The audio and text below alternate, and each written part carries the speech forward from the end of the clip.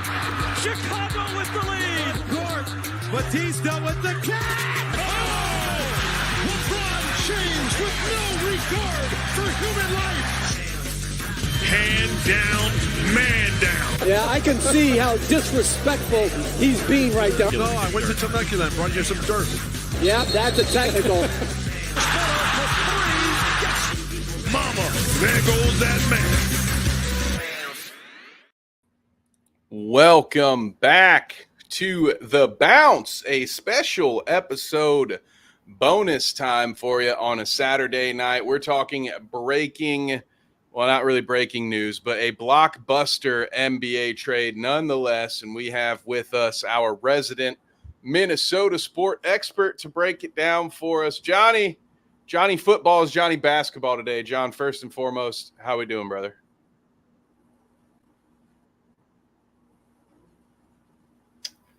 Yeah, man. We're still processing. I've lost track of what stage of grief we're at, but I'm trying to approach this a little more logically over the last 12 hours as opposed to the first, 12 or 14. I don't know how long it's been. What's it been? 24 hours or so. But we're getting there.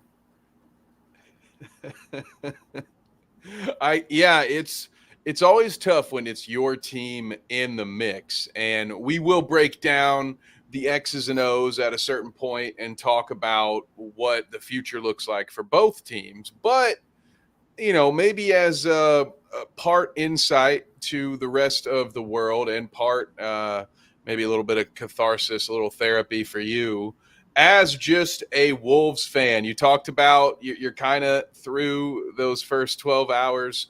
What were those like? What are your initial thoughts, emotional or otherwise, just as a Wolves fan about the trade? Yeah, so the first 60 minutes or so after I found out, I did go through the denial stage. That was part of it. I was like, it's not even Woj. It's just Shams, guys. Give it a few minutes. Maybe we're good. But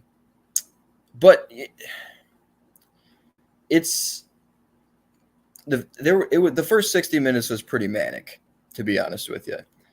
And it's just because,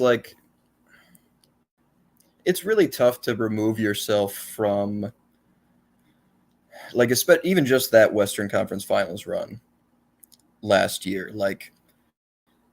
We got to the end of that Mavs series, and a lot of people say, it wasn't even close. It was a 5-game series. Those first 3 games were extremely winnable. Naz Reid missed a buzzer beater that would have won. I think it was game 2, maybe 3, in a game during which he was 7 for 7 from 3 up to that point. And so, the energy with a lot of Wolves fans coming off of that was like, hey, run it back. And even without knowing that general manager Tim Connolly was going to make an extremely savvy move to get up to 8 to get Rob Dillingham in the building. And then you're like, oh, right. That's second apron free agency is trading up in the draft. Perfect. We're circumnavigating the financial crutch of it all. And it really felt like they were just going to bite the bullet and give this group one more shot. And, as many, really sound arguments there are against that, it really felt like the right thing to do. And particularly in the playoff matchups. He had some big games in the regular season, and having that deep, big rotation throughout the regular season made it really easy to withstand injuries and give guys a night off and keep the rotation sharp. And that was great. But really in the playoff matchups, he was so integral to making the Rudy Gobert thing work. I mean, especially in the Jokic series, the way that he was able to handle the low post defense and let Rudy roam, and he was sturdy enough to actually hold up against Jokic in the post. And then what he was able to do in on the other side of the ball, attacking mismatches, where more often than not he was drawing like Jamal Murray or KCP, because even though Ant's only about 6'5", as rock solid as he is and as strong of a driver as he is, he was drawing the Aaron Gordon matchup a ton. So the way they were able to cross match with those three, and the idea of the Ant and Cat 2-man game was really tantalizing. And it felt like they just hadn't – it felt like it was close, but it felt like they just hadn't really cracked the ceiling of that potential yet, playing off of each other. And so that feels like, it's just something we never really got to see that a lot of people were excited for. And even less analytically than that, this is a guy, number 1 overall pick. This organization was a fuck show for a long time before he got here, and for a long time after he got here. And you had the eclipse of KG coming back to retire a Timberwolf, and being able to play alongside Cat in his real formative years in the NBA. You had all the devotion he's shown to the community and to the organization. There was never a peep from him requesting a move out of Minnesota. He never sought greener coastal pastures, even being a Jersey kid. He arrived here and he said, hey, I want to be part of the change within this organization. And as much as he wasn't able to do that single-handedly, once, they were able to put a solid team around him, once we got a number 1 overall pick who gave a shit alongside him, then things really started to click. And it's a real bummer to think that his zenith as a Timberwolf was that Western Conference Finals run. Because you could see in the pressers, especially the off-court chemistry he had with Ant, but even on an individual level in those pressers, the absolute satisfaction and relief from him of having gone on a legitimate playoff run with this team, with which he's been for 9 seasons. And as much as, as many memes as there are about his voice, as many memes as there are about some goofy offensive fouls, I think we all grew to really love those, not necessarily those things, but what he was able to do in spite of them. Like when he would drive to the rim and not flail like crazy and draw an offensive foul and actually convert when he has the size advantage. It was he felt such pride. And I think especially the defensive performance he gave and the way he's grown on that side of the floor since Gobert got here, that's been really cool to see. And it felt like that was going to be the formula. Like, it felt like they could do it with some minor tweaks to the roster, some minor tweaks to play style, shooting percentage progressing to the mean. I mean, it was an abysmal stretch for him in particular from 3 for a while there. And it just felt like, listen, I mean, there are some mental lapses and some guys who maybe just can't really rise to that occasion in the playoffs that seem, like they're going to be replicated, or that they're going to be thematic of that person's career. But poor shooting luck for the best shooting big man in the league wasn't going to be one of them. So that wasn't a feeling within the fan base like, oh, we got to get rid of him, he can't hit a 3. That doesn't make sense. It was just a bad shooting stretch. But on his 35% supermax, Gobert making 34% of the cap, and Edwards on a 30% max. It's 99% of the cap between that core.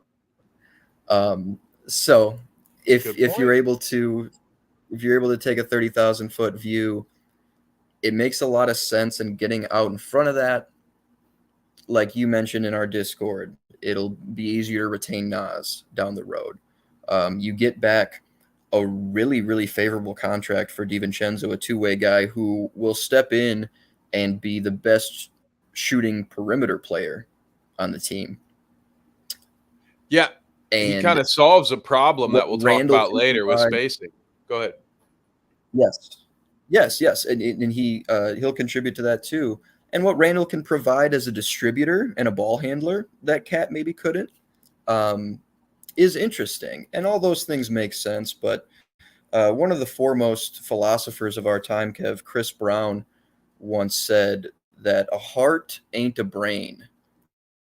And that's rang true for the entire 24 hours since this trade took place. I still hurt. I still am angry about it. I'm pissed about the timing. It sounds like he and his camp weren't notified. This is a guy who called Rob Dillingham on draft night and said, "Hey, welcome to the family." This is a guy who was out in front of the community in all Timberwolves gear like 6 hours ago. A guy who rushed himself back from an injury to get back before the playoffs even started. Like, again, I know it's a business. But you talk about this is the number one overall pick, a big member of the community. This is a guy who deserves a call before it's official. It's a fine line, right? Because if it doesn't go through, the last thing you want is one of your big three to know that you tried to trade him and you failed right before the season starts. But it is present day, and that cat is getting out of that bag, pun intended, regardless. There is no scenario in the modern day where two NBA teams talk about a trade and we don't all find out about it at some point. So you might as well tell the dude, because the optics are horrible. So even as an outsider, that's one where you're just like, man, how can you do the guy like that? Really? Like, he can't get a call. He has to find out on Twitter like I did. It's crazy. Yeah. And even like if I was Adam Silver, from both sides, I'd say, hold on. You're breaking up the Villanova four already? Shut that shit down. We can't do that right now. Did you hear the rumors that Donte? Oh, go ahead. Actually, I'll bring up the Nova 4 again, but you were finishing up on the Minnesota perspective. I'll hold on to that one. No, yeah, and I just think as especially the way a lot of us Minnesotans are, like you just feel bad. I don't know how to convince that part of myself to stop feeling so bad with the part that's like, hey, it makes sense from these angles, and from the business side, here's what we had to do, and hey, trust Tim Connolly. When has he ever led you astray outside of the Wendell Moore selection? It's just, man. Oh, I fell for that too, though. It just really hurts, and you wanted to see. I think specifically as part of this fandom, you really wanted to see that iteration of the roster with another shot before it's fucking Wemby's league. It just felt like, and from an overarching perspective too, your window is right now. So why would you make a trade that is going to jar your team chemistry 3 weeks ahead of the season? Yeah. And that, in at least some ways, makes you a worse team. In some very specific ways, it hurts your matchup against Denver. In some very specific ways, it hurts the way you're able to concoct these lineups while maintaining size. When you're able to go with minutes with Cat at the 5 and barely lose an inch, the rim protection isn't the same, but Naz Reid is not a center. He's more of a wing than he is a center. I mean, he's a power forward, but he has more of a wing skill set than he has a center skill set, and that's not a guy who, not that.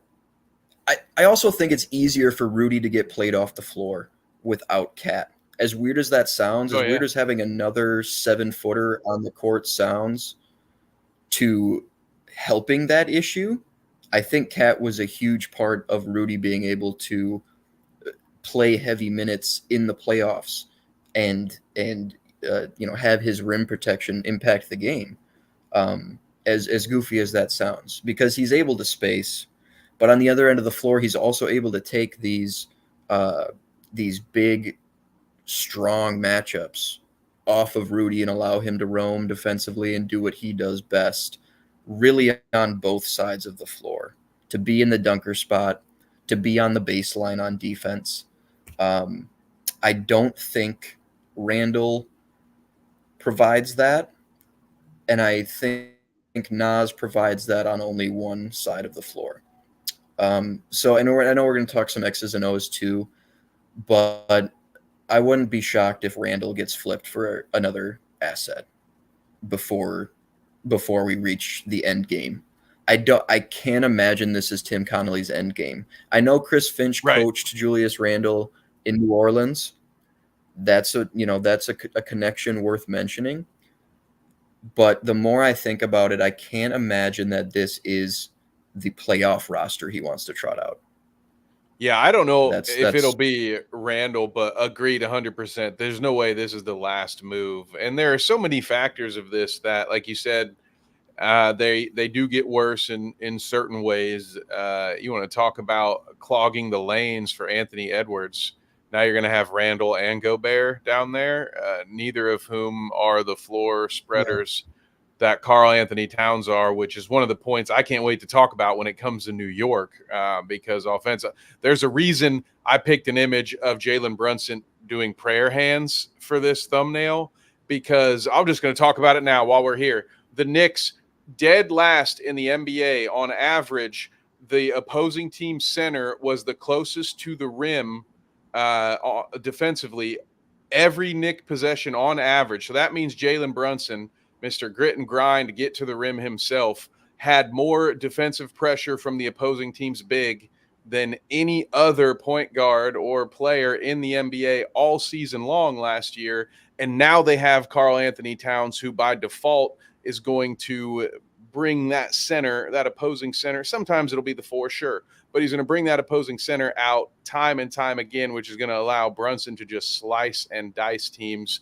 I can see why the Knicks made this trade and might be ready to say, okay, we're good, we're going to run with this. But when I look at what Minnesota has on the other end, I agree with you, John. I can't look at this and say, this is not what you expect to do to win right now, which brings me to a question for you. While we'll stick with Minnesota, you mentioned this being a window that was right now. I have heard some pundits say that one of the reasons the Wolves made this trade was in an attempt to expand the Anthony Edwards window. So what are your thoughts on that take in general? Can you see that vision, or is that just a bad take? And if so, why?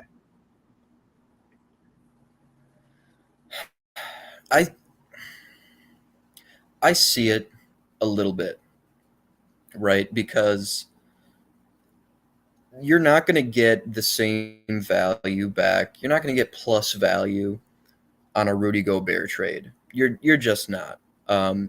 He's just much less portable. You know what I mean? The value he brings to Minnesota is much greater than the value he'd bring to any other championship hopeful team. I mean, he'd drastically raise the floor of, insert shitty team, but they're also not going to, pay a price worthwhile that's going to make a decent return on investment. This was moving on from Cat was the only way to get plus value back for either of those two guys. And so I get it from that perspective. And, I understand his cap hits are ascending, backloaded Supermax. Totally get it. Getting value back on a contract that size in general is kind of cool. This is probably a better return than Jaylen Brown would get. Probably on the exact same contract. Because that's the exact same deal. And I wonder how much better the return would be. It's got to be similar at the. I don't know. I'm curious about that, but that is a fun exercise. So I don't know. From that lens, it makes little sense. Yeah, and it gives you more long-term flexibility. Randle comes in on a 1+1. Sure. I don't give a fuck about long-term flexibility right now. You're going to have long-term flexibility no matter what. Anthony Edwards is like maybe just turning 23. He was 22 last time I checked. You'll be all right in that department. If you have a nucleus right now that was in the Final Four last season, which, a few bounces go a different way, if you're able to spend all summer on the whiteboard figuring out how to at least somewhat neutralize that Luka Doncic last second lob,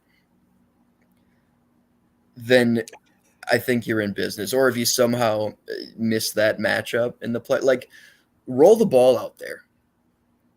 You know what I mean? Hey, get out of your office, go take a fucking walk, Tim Connolly, and let the ball roll out there this season. At least hold your cards closer to the vest until the trade deadline. If it doesn't look like you have the same juice as you did last year, okay. Maybe this was the best it was ever going to get as far as his value goes. And then maybe that's what the risk was late in prior to the season, right? And because sure. because a lot of people were saying that All-Star break thing, right? Like I think it was Sporting Logically. I think he called himself out for his bad take by saying, I don't see this trade happening until closer to the All-Star break. But to play devil's advocate, if an injury comes into play, which with Cat or Julius, pretty substantial risk factor there. If you think this is about the best return you're going to get, I guess you do it now. Yeah. And I guess you do it now. And the Detroit pick is, I guess, is a 2025 pick. It's top 11 protected. Oh, sorry. If it's 2025. See you in 2026, pal, right? So it goes, or maybe it's top 13 protected.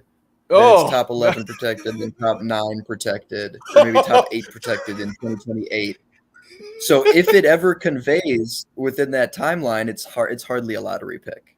You get that pick in 2013. Yeah. Sorry. So, it's an asset. It's another asset if you're thinking about flipping Randle, if the moves aren't done, if Nickeil Alexander Walker is in a subsequent deal because of the redundancy you see with DiVincenzo, okay, maybe that sweetens the pot and gets you a better return and a better fit. I just still don't like it. I'm not sure if I'd like it more if I were an objective fan. I'd like to meet that version of myself and find that out, but I just don't like it. I'm not, all the way out on it. I see I'm squinting. I see a little bit of it, but it's really tough to mask, how kind of pissed I am about it. I don't blame you. It's a tough one to take. I'd love to know. Welcome to the show, by the way, Rory. Yeah. Rory says it was a trade that gave me mixed feelings. I'm happy in the end. We had a spot to fill in. So I'm wondering what side he's Mixed on. feelings for sure. Probably a Knicks fan on that one. But yeah, so I would say you asked if you would feel better about it if you're an objective fan. I'll give you that perspective right now. I don't really like this one as much for your boys, unfortunately, as I do for New York. You talked about the Nova 4. I'm gonna bring Well, that up briefly. let's talk a little bit about them. DiVincenzo, rumor has it, was not as locked in to the Nova boys deal as everybody else was. Now, I don't necessarily believe that is the heart of it. What I believe is a much more substantial rumor, which is that he was going to see a lot less playing time next year. He got a lot of playing time last year due to injury, and his minutes weren't going to be what they were this year. And he felt like he had earned a starting role, that he doesn't need to be a guy playing 15 to 17 minutes a game.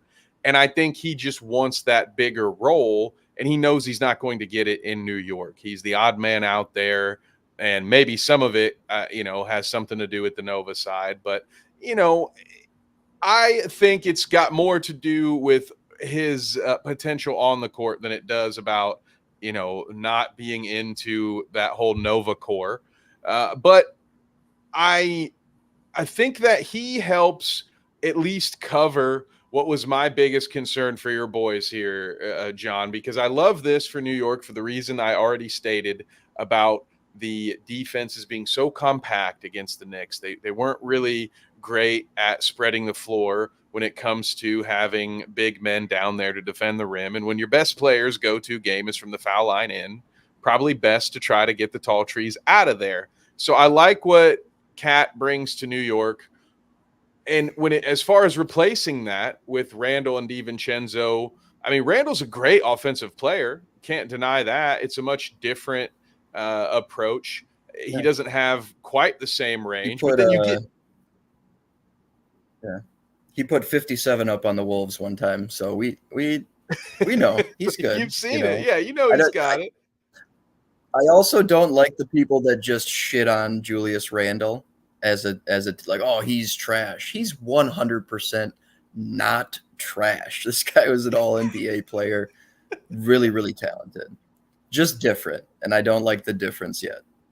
Yeah, it's more about fit than it is about talent. Because I would agree with you. I'm been on the Julius Randle hype train since he was a baby Laker. There was a point in time when all those guys started to hit their stride where I could not stop talking about it on live streams about, like, dude, could you imagine if all those Lakers kids got to play together again? Shout out, by the way, we just hit 100 live concurrent viewers. Appreciate you all for tuning in. Let us know your thoughts on the trade while we break it all down. We appreciate you so much. But I think early on there may be some growing pains. It took them about a season to get their current offense to flow and for things to fit well. Remember how difficult things were early on? I say remember. Of course, John remembers. You out there in the crowd, remember early on with Cat and Rudy, they had some injuries. Things did not look good early on. And then after a while, they got to play together. The team everybody figured out their roles a little bit. We're going to have to go through all of that again because Randle's a much different player. This is going to be a much different offense that you would want to run. And then, of course, the meme that I've seen a lot that, John, you even mentioned in our Discord was if I see Julius Randle wave off Anthony Edwards for an ISO, I'm going to lose it. And that's going to happen. It is going to happen. 100% it's going to happen. And hopefully it doesn't cause too many problems. I think this is a team that's going to be fire in 2K for what it's worth. Yes. Yeah, 100%. And you mentioned the opposing center's proximity to the rim stat for the Knicks, which is really interesting because the on off or like the net rating for when Brunson and Hartenstein were on the floor together was like 13 plus 13.4 or something insane. And he wasn't giving you much outside the paint either. Obviously, he goes now. Those things are probably a little exacerbated even when it's Mitchell Robinson out there. So I think like all those positives I mentioned as far as like what Cat does for Rudy, I think he's going to do that if they want to go big. I think he's going to do that for Mitchell Robinson as well. And do like, if you get, first of all, if they get a Celtics matchup in the playoffs, they're going to be a lot bigger than the C's. No Horford.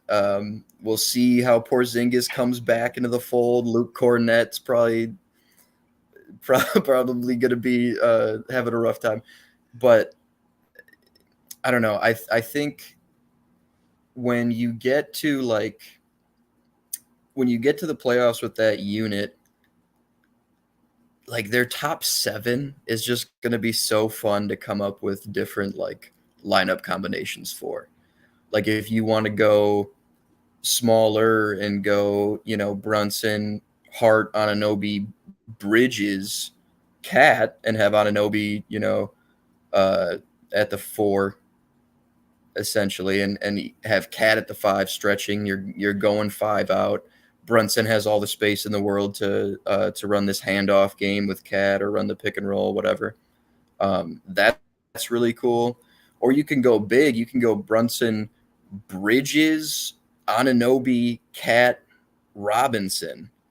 And suddenly it's really, really easy to hide Brunson defensively just based on his size, not his defense. Some bully ball right but like, there. I don't know. Each extreme you can get to with those lineups is really, really cool. And I think they're going to be really fun to watch. Like if you get the Sixers in the playoffs, now I think you can do the Jokic game plan and stay big and take advantage of them on the other side of the ball that way. So I really like how they match up with the rest of the East in particular right now. I don't. I hate it. As a Pacers fan, I absolutely hate this. Why do the Knicks keep getting so good? As, again, a fan of NBA 2K, I love the shit out of it because that's going to be fun to play. There you go, John. You got one from Ben here. That's got to make you feel better. Knicks got worse. T-Wolves won the trade. Rory Quick Check says, ask T-Wolves fans how they feel tonight. So I don't know. Just rewind a little bit, Rory. Rewind. A mixed bag on it. So now we've talked about the emotional side, and we've talked a little bit now about the Knicks analytically. Do you have thoughts about maybe potential moves for the Wolves, or if this is going to be the team you guys roll out on opening night, because we are right there? I mean, do you have some ideas for how they might change their game plan to fit with these new pieces? Because, I mean, that's a lot of work to do in 3 weeks. I mean, James would tell you all better than us with his experience as a college basketball coach. But at any level, 3 weeks is not a lot. And at the highest level, goddamn, this is like having Joe Flacco as your backup quarterback to Anthony Richardson. You have to have a whole new playbook ready to go, is my thought. But am I wrong here, John? You've watched this team play a lot more than I have. So let me know. What do you think the Wolves are going to be looking like in the early season? Well, depending on whether or not they flip him for Anthony Edwards' favorite player, Kevin Durant, the most portable superstar of all time, we'll see. But if it stays the same, I think you're maybe half wrong. Because Randle was like 31% from 3, ish, something like that over the past couple of seasons. He's not terrible. He has a lot of like sometimes when I watch him play, I get like Josh Smith flashbacks where it's like, okay, man, but how about less jumpers? But he actually really has a lot of game from 12 to 18 feet. And I think that's something that, he could unlock for the offense, because you didn't see Cat attack that or really take advantage of that as much as you'd think he might when he got those mismatches, just the shoot over you type of fadeaway. More often than not, he was kind of trying to either face up and drive or spin off and drive to the rim, and it gets a little hectic for him in the restricted area when he's on the move. So I like Randle better. I like Randle better in a vacuum as a driver on those situations. I like him better facing up, from like one elbow or another, or like the high post. And I think he'll give you a little bit more as a handoff player with Ant and Conley and Dillingham, DiVincenzo and Terrence Shannon Jr., even for that matter.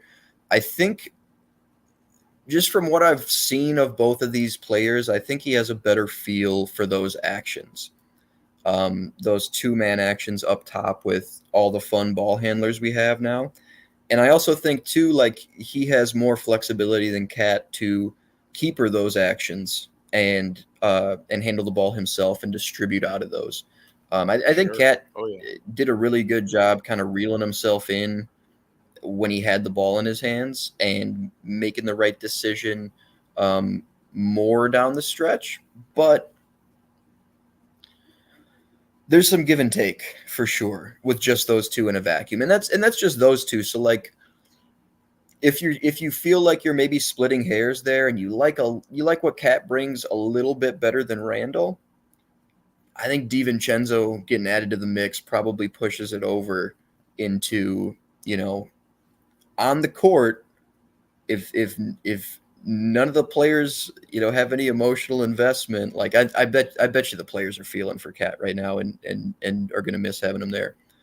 But just purely on the court, the DiVincenzo addition might push it over the edge as a win for the Wolves.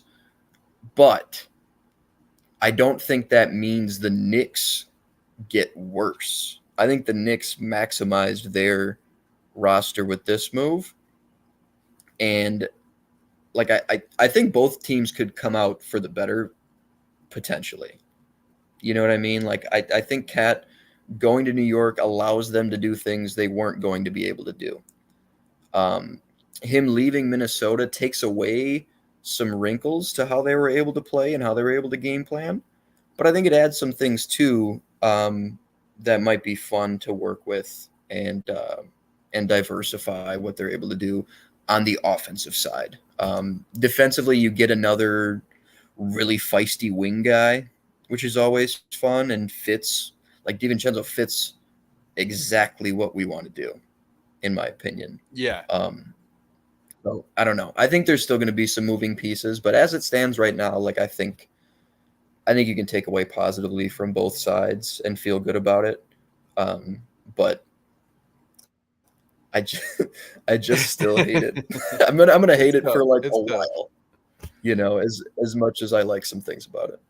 It could very well turn into a trade that I like to reference a lot on this program, when the Kings and Pacers made that win-win trade of Domantas Sabonis for Tyrese Halliburton. And there were other parts involved, Buddy Hield, other players involved. Yeah. I remember at the time thinking, well, the Kings really give us De'Aaron Fox? Because there's no way they'll give us Tyrese Halliburton. Like that's the future of the franchise right there. And then boom, they had two franchise-worthy point guards. We had two high-caliber, near all-star level bigs that did not fit well together offensively. Both guys get moved. Both guys continue to grow. You could argue Sabonis has been better for the Kings than he was in Indy. Halliburton certainly has grown into a better player and grown into his role. So this could be a situation where this looks like a win-win. There's also something to be stated about Anthony Edwards now being the top dog. And there is no more argument about that whatsoever. Like, he is the face of the franchise. things will be more tailored towards him. I'm not saying that was an issue, but maybe that's another added bonus point. You kind of have a new hierarchy established, and we'll see. We've got Ben in here saying Ant plays better with these new additions, and that very well could be the case. And I agree with what you've said, because I think, Randle foul line extended and in is a massive upgrade to Cat offensively. And when you mention that 31% 3-point percentage, I will agree. Randle's not terrible from three, but when we talk about guys and like what they can do, I always like to focus on like what the maximum potential for them is. And so if you're in a situation where Julius Randle's behind the 3-point line a lot, you're not running your best offense, or he shouldn't be in that situation. Right. So it's just sort of, whereas with Cat, you probably do want him out there a lot and to maximize his potential. So that's where I see that there being some changes. And as you point out, maybe it's just some wrinkles, because it did kind of slip my mind how often Cat was sort of misutilized in a handoff game. And that is something that Randle would really excel in. I think, like you mentioned, with Edwards or Conley, whoever they would have running off that could be a very deadly 2-man action. And then if you've got some screen setting, somebody running the baseline where you then have a 3-point option to kick. You got DiVincenzo in the corner, and you got 2-man action, elbow or close to the 3-point line. Like you've got some really cool stuff going on that side of the court. So I would say this, Wolves fans, I would not despair. I think you still got a great team, and I also agree with you, John. This won't be the last move that they make. Roy says we have a center that scores now. That's an upgrade. I agree with Roy, and I agree with you, John. They're prime in the East right now. But go ahead, John. You want to say something? No, I was just going to say, before this comment, I thought he was a Wolves fan. Like, after the first comment, I was like, I had mixed feelings too. But now I just realized he's a Knicks fan for sure. But I think both teams came out okay. And to Cat's credit too, like, and I don't think this is necessarily what you were saying, but to his credit, and what makes it hurt a little bit more is he was always, once it became that time, he was always very deferential to Ant, as far as like, oh no, he's the guy, not that he was like a Robin, but he was comfortable in his 1B role, I think, in sort of picking his spots a little bit more. And to do that, like with the band, like the status he had, and everything coming in, another number 1 overall pick, been with the franchise longer, been through all the doldrums of the last few years, and all of a sudden this young cocky kid comes in, and he's just like, oh no, he's like that. I'm just here to do what I can to prop him up, and he's going to take us as far as he's going to take us. Like, he was always very humble and very deferential to Ant once it became evident that Ant was a motherfucker. You know what I mean? Like, because Cat's very good, but his ceiling is not what Ant's is. And he was very, self-aware, I think, in that, which was pretty cool. Pretty cool to see. Knicks is the best team in the NBA. Yeah, shout out to Nice. Welcome to the chat. Best team in the NBA, he says. I don't complaining about fouls, yes. He's maxed out. I don't think he complained about his role, is what I mean, but he will bitch up and down the court. No matter where he's at. And then I don't know how the courtside New Yorkers are going to feel about some of that. Can you imagine? Man. Yeah, dude. Maybe some wild words flying around when he's doing that. There's some teams you can make an argument for sure, but this is not a crazy take at this juncture. Dude, if you just talk about that roster is really fun, dude. It looks really good. And like, you lose DiVincenzo, but look at what like Miles McBride gave you down the stretch in the playoffs there. Like they still have some really cool depth to work with. Well, and for what it's yeah. worth, the Wolves do too. Yeah, I think they do. And DiVincenzo, he was already going to be facing a much limited role with Bridges around. Like I don't know how Yeah. much they're going to be missing him as long as they stay healthy. Because where he was clutch was because they were banged up and they had like, it felt like the Malice and the Palace Pacers where they had 6 guys on their roster. But for the Knicks, it was just unfortunate freak injuries time after time. Yeah.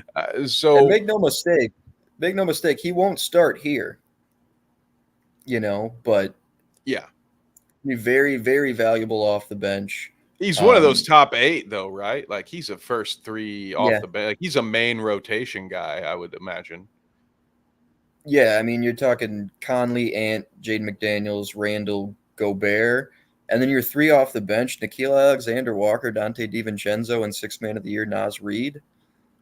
Ooh, that's a very, very good top 8. And then you talk about guys just below that: Rob Dillingham and Terrence Shannon Jr., who looked very, very good in summer league, very, very good in college. Both could be really valuable gets. And then there's guys coming up like Luka Garza and Leonard Miller. Yeah. Forget about who could play some supplemental big minutes, especially during the regular season. So if any of those guys take a step, suddenly, you're probably feeling good about that. But the only thing we didn't really touch on yet, we did very briefly, is the Randle injury history, which is another part of the gamble here. For both teams, sure, but over the course of his career, Towns has had a much less serious injuries he's had to contend with. As much as recently, they're on a similar, sort of timeline. Roy says the Knicks would not extend Randle. Well, yeah, no, it'd be an extremely savvy move. And Jalen Brunson taking that discount allows you to budget Cat's cap hits into your future years now too, which is fucking that feels like a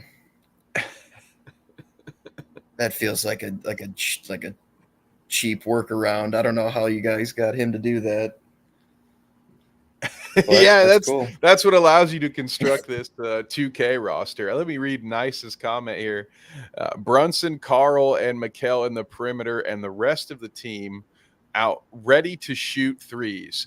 Problem is that Brunson, Mikal, and Carl requires double to triple defenders. Team shoot 40% threes. We need 5s. I'm a little confused on the very last part of that. Yep. But the rest of it makes a ton of sense. Yeah. We need 5s. 5-point shots. Centers. You got 2 good centers now. You got the centers now. Oh, yeah, we need 5 seconds. Oh, yes. Okay. Yes. Nice. Yeah. So I hate this. I mean, look, as an NBA fan, I love it. As a fan of the league, I love this trade because it's interesting and it shakes things up right before the season starts. As a fan of the Pacers, I hate it because I don't want to see the Knicks be this tough and be this good. And then as a friend to you, I hate it because I know you were probably excited to see these guys run it back and see Cat and Anthony take that next step. Because at least for folks like me, there is a narrative that gets pushed, and I am a pusher of this narrative where going all the way back to like the bad boy Pistons and Jordan in the late 80s going into the 90s, where you've had this story of a young team that's very good that takes its licks over the course of a few years in the playoffs, and they have that big moment, and then they have that big run. And like, once you get there, once you're a championship team, like you're there. And then you've seen teams go on back-to-back runs or three-peats or whatever. And so it felt like for the Wolves, they had like you had that one big, I'll call it the JV run or whatever, where it's like, okay, it wasn't your title run, but you've taken your lumps, you've been knocked out in early rounds. Like now you had a run all the way to the conference finals. Like, okay, you're ready for your next step. And now you have to pivot and with a different team. 82 games is a lot. It's not baseball a lot, but there's still no accounting for a bad first 10 game start in the NBA can absolutely crush you. And when you have to reconfigure the way you play offense, the way you play defense, and you have 3 weeks to get ready for the NBA schedule, some of these adjustments are going to be made on the fly. And that's my main concern for you, I guess for both teams. But mainly for as far as like your friend and just feeling bad for you as a Wolves fan is the idea that we saw a slow start happen a couple years ago. And like, I just hope that they're able to get it figured out and it doesn't take until the All-Star break. Because if this team is a sub 500 to 500 team throughout the first half of the year, like you're not going to be a playoff team in the West. If you do that, you can get away with that in the East and then just go on a run and get there. That's why the Knicks, even though they might have the same problem, not as big of a problem for them. They can afford probably to get off to a slower start and still easily be a top 6 team in the East. Untamed Music says if they want to beat the Celtics, you know what? Before we get out of here, go ahead. Yeah. Before we get out of here, I was just going to say, before we get out of here, let's talk about this comment a little bit, because that's really interesting, actually. I'm going to kind of frame it as close with Mitch, because I think that's a lot of times what people mean when they say start. You're probably more worried about the closing 5, right? So you're talking Drew, Derek White, Jaylen Brown, Tatum, Porzingis, ideally, if everybody's healthy in Boston. Yep. So Tatum's your de facto 4.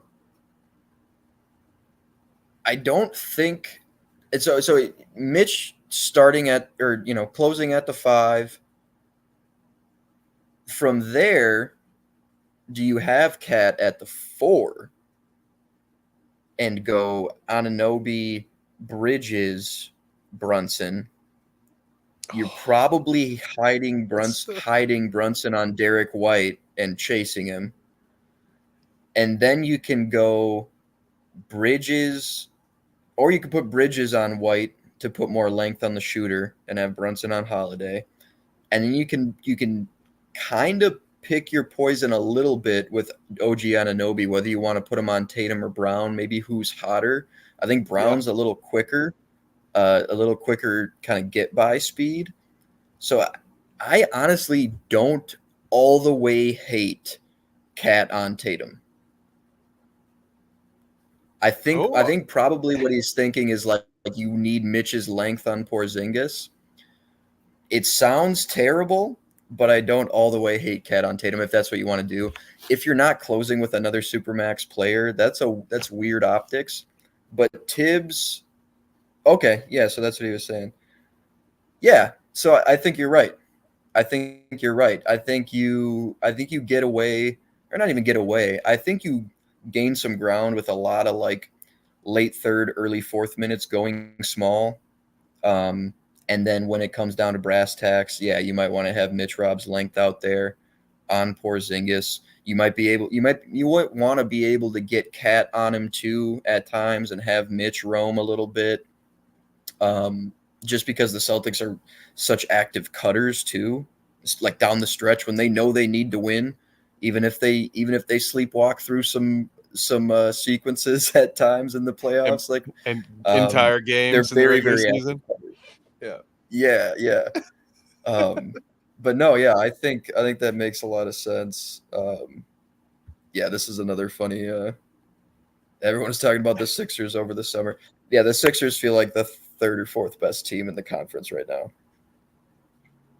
Yeah, it is. Exactly what I'm thinking. I mean, Cat guarded KD when they swept the Suns. Pretty often. Yeah, I like that, Untame. John said this very thing earlier in the show, so I like that. Go ahead, John. Yeah, and like he's relatively like you can hedge pick and rolls with Cat. Like he's not amazing, but you don't have to sit and drop with Cat. he's more versatile defensively than he maybe looks or seems to people who don't watch every game he plays. You know what I mean? Like what he showed with the pairing with Gobert, able to play pick and rolls in a multitude of ways, knowing that Gobert is going to be dropping 95% of the time. I think that really, really works. There's a lot of iterations of this Knicks lineup that really, really work, I think. It would be so much fun to coach this team. Especially in a playoff series where we talk about how it's about the adjustments that get made. And when you have this many different matchup options, I mean, if it's not working, you have so many different things you can try. I hate how much Yeah. I like this Knicks roster. I really do. I Yeah. I I mean, am interested to see them Tibbs play. doesn't run a 6-man rotation, if Tibbs doesn't run a 6-man rotation and get everybody hurt, this is going to be a really, really good fucking team. Worst team in the history for Tibbs to coach. It's like, you guys got 12 great players. Why? I'm going to use 8 of them. What does it matter? Why are you getting me all this stuff? Yeah. Yeah. It's like that frugal dad who literally he wants nothing but for you to save your money, and he's like, quit buying me things, damn it. I don't want it. I'm not going to use it. That's Tibbs there for you. Yeah. What am I going to do with an one- Apple Watch? You should have drawn me a picture. Exactly. Untamed Music. Shout out to all the new chatters, by the way. Appreciate all of you for contributing to the show. Yeah. It's been a blast. He says, with Mitch, the Knicks can press up on Boston's shooters because they know they have Mitch back there waiting to spike whoever drives. That is so valuable to teams. You're exactly right. That when you have those feisty wing defenders, like a lot of times it is because they know they can take that gamble. They can take that extra chance. And in fact, they may be baiting you to do it if your rim protector is good enough, and it's a guy like a Gobert or a Miles Turner, or in this case Mitch, where you're very, very confident about it. And then that just turns into more turnovers. You're taking more chances. You're more aggressive across the board, playing the passing lanes, going for the steal. You're funneling shit to the mid range and floater range. You can. That's another thing with the Celtics. They're going to be able to just play defense with their hair on fire and chase them off the 3-point line with reckless abandon. If you've got Mitch and, frankly, Cat back there just to make those drives more difficult, contest even these pull-up mid-rangers, because Robinson in particular, just like the ground he covers with like the one step and put your hand up, from the circle to like the free throw line, like he's affecting shots just with that crazy length he's got. So they're going to be really, really tough on both ends. I also hate how much I like it for the Knicks. Yeah, it's a tough spot for both of us to be here today. And with that in mind, I don't know, Rory. I don't know the schedule's difficulty for this season. I'll have to take a look into that. But John, we are closing in on an hour here, and I feel awful because you told me you had a good 20, 30 minutes to talk trade, and I doubled it. So if you have any final thoughts, by all means. It was mostly me. The floor is yours if you have any final thoughts, but if not, let the folks at home know where they can find you. No final thoughts. I'll just be I'll be wallowing for a little bit, but we'll try to look on the bright side a little bit. You can. I know this is a bunch of basketball talk, but you can find me covering the NFL right on Bite Size Sports here on Tuesday nights at 9/8 Central, and my written work at zonecoverage.com twice a week now. I'll have a Tuesday morning piece that comes out, and then something that comes out sometime on Friday about the Vikings. But I also talk about the teams they played and are about to play. So if any of those are your favorite teams, you might like what's in there as well. Oh, there we go. Yeah, make sure you follow him on both of those spots. And before I say my farewells, we'll get one more comment in here from Untamed Music. But let's talk about Minnesota for a second. I don't think Julius is a long-term ad. I believe they did this trade simply not to pay Cat that ridiculous amount and spread the cap with some of the other guys. I think John mentioned something similar, thinking that Julius might be potentially moved. Any thoughts on that? Yeah, Untamed. I think this. I don't think this is the end game. I don't think this roster is Tim Connolly's end game, because you're right. Like, you got out from under the 4 years at the max for Cat. You bring in a guy who's on a 1-in-1, and it's like Julius Randle is still going to be a valuable asset for some team in some way, shape, or form. So whether you want to flip him in a way that injects Naz Reid into the starting lineup at the 4 next to Gobert and kind of round out your bench unit to supplement what you're losing a little bit better, or if you want to go pie in the sky and flip him and the Detroit pick and whatever else you can cobble together for like Kevin Durant. Just played Olympic ball with Ant. He's his favorite player. The respect is mutual. That'd be kind of fun. But there's also, there's other guys out there as well who kind of might fit the billing. I don't think, like, if I had to put a bet down, I wouldn't think Julius Randle is part of this playoff roster. I don't think that's the end goal. But if he is, I still think there's some interesting things they could do with him as a part of it. But I don't think this is it. I agree that I think more moves are coming for the Wolves. Absolutely. We will see. I'm interested if Julius is not part of this to see where he goes. I still think he's a valuable asset for somebody out there in the league, but we've got to get out of here. So again, I want to say a special thank you real quick to our new chatters. And well, let's just thank all the chatters. Nate, shout out to you, sir. Tekler, Rory, appreciate you, Rory. Ben, nice, appreciate you, nice. And Untamed Music, thank you all so much for contributing to the show. We greatly appreciate it.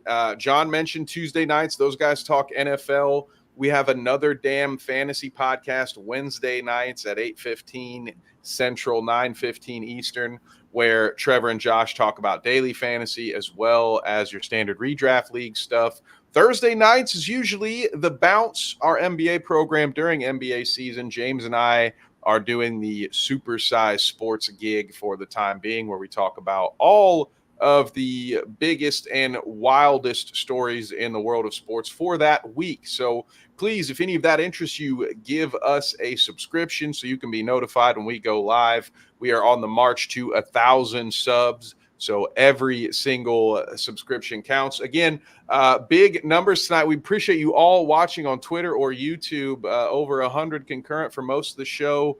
That means so much to us. Other than here, you can find me on Monday and Wednesday nights on our sister station, Dweeb, with 2 Ds on the front, talking Star Wars on Wednesday and everything else in the world of movies, comics, and TV shows / video games over there Monday nights on the Dweeb. So again, thank you so much, John. Thank you so much to all of our viewers.